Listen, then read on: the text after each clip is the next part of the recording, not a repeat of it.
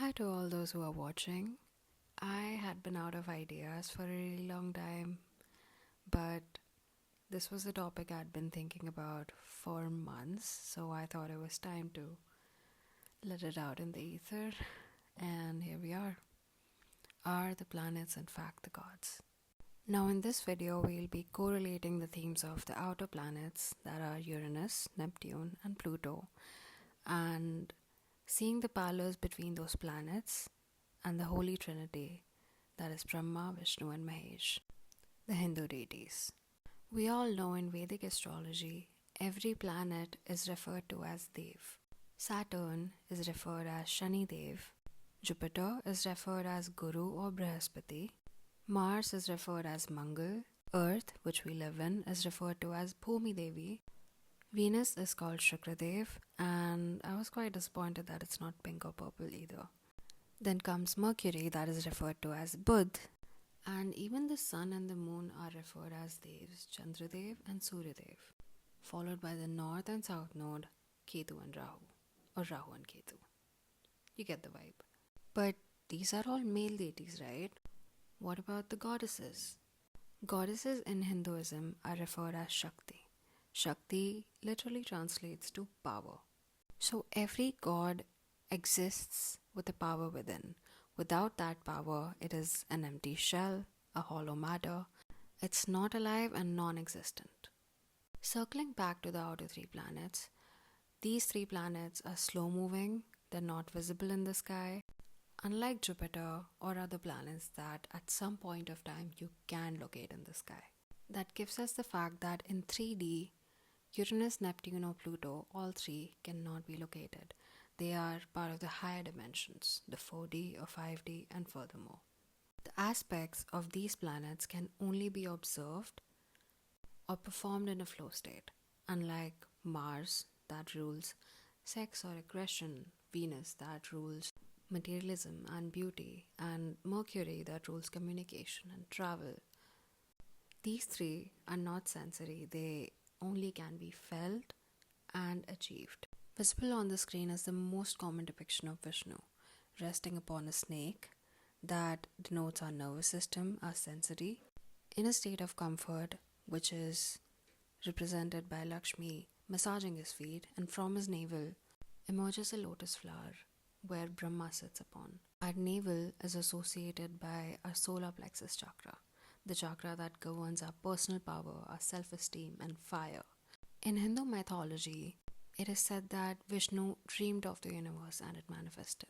He governs our third eye, our visions, and our dreams. The iconography on our screen symbolizes a rested nervous system, a body that is comforted, and a vision that is being visioned, and a fire that is being lit from our solar plexus. So to conclude, the fire that we feel to materialize our strong visions and dreams and innovate is Brahma's work. Let's talk about Vishnu's avatars then. To understand this, we have to first understand what collective consciousness means.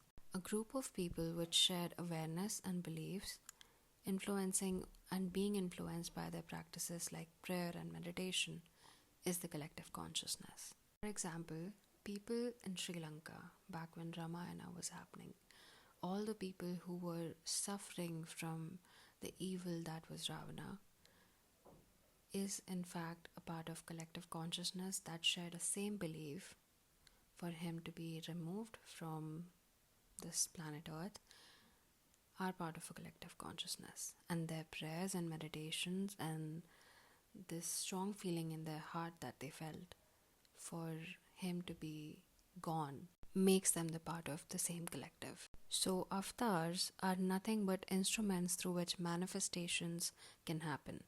Manifestations as a result of prayers and needs of the collective consciousness. There are only 10 avatars known to mankind, and those 10 avatars ultimately are the evolution of humankind, and that's a topic for a different video. But for your understanding, many times while learning human evolution, you might have grasped how an amoeba turned into a fish, and that turned into a different organism, and from amphibians reptiles were emerged, and eventually today humans exist. So that is exactly what Dashavatar is, different stages of the evolution of man. Let's talk about Uranus now. And I would like to break a misconception before we get started with this. A lot of times in Hinduism, it is questioned whether Saraswati was the daughter of Brahma or the wife of Brahma. And the answer to that is it does not matter. Saraswati is the power of Brahma, the Shakti of Brahma. So, Saraswati is the knowledge that our brain, the Brahma, gives birth to or acquires. Brahma is the creator, Uranus, the planet of revolution, innovation, sudden change, rebellion, and freedom, and Saraswati is the knowledge. And so far, we have learned that our visions are ruled by Vishnu, our third eye. So, when the vision releases a fire for us to make it true from our solar plexus, we acquire knowledge, and that acquiring of knowledge results for us into creating or manifesting or materializing that vision. Let's move forward to our final planet and our final deity in today's video, Pluto and Shiva. Pluto rules transformation, death, and rebirth. It facilitates a psychological evolution, a deep-seated change. And Shiva is the destroyer, not in a malicious sense, but one who dismantles ignorance, destroys the evil and imperfections to allow for us to create new beginnings and spiritual growth. In Hindu mythology, Shiva had two wives, not at the same time. The first wife was Sati, and Sati threw herself into fire because her dad did not invite her husband to this ritual that was happening. So Sati throwing herself into the fire is an act of ego death, because the emotions that emerged in that moment for her were all ego based. And the rebirth of Sati is Parvati, which symbolizes harmony. Parvati sees herself as an equal of Shiva. She symbolizes peace and learns meditations and stillness from Shiva.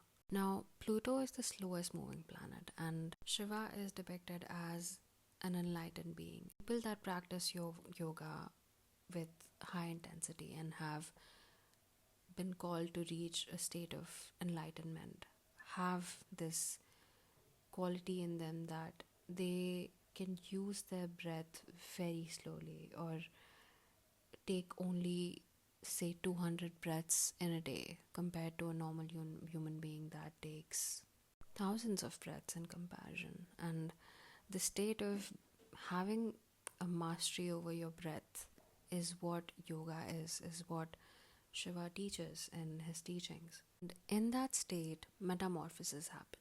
Whenever Pluto transits through a sign or a house in someone's chart, it brings in some kind of intense transformation, some kind of rebirth, some kind of ending. It almost is like the person is rewriting their own destiny, and they're breaking their patterns, and they're going through deep psychological cleansing. This kind of transformation is necessary for moksha or liberation that any human being at some point, at some lifetime, has to go through in order for their soul's evolution. So we come to the conclusion that Uranus is the creator, Neptune is the preserver, and Pluto is the destroyer. Thank you for watching this video. If you like it, you can like, share, subscribe, and if you have any ideas, you can comment down below. I will make a video on it. See you next time.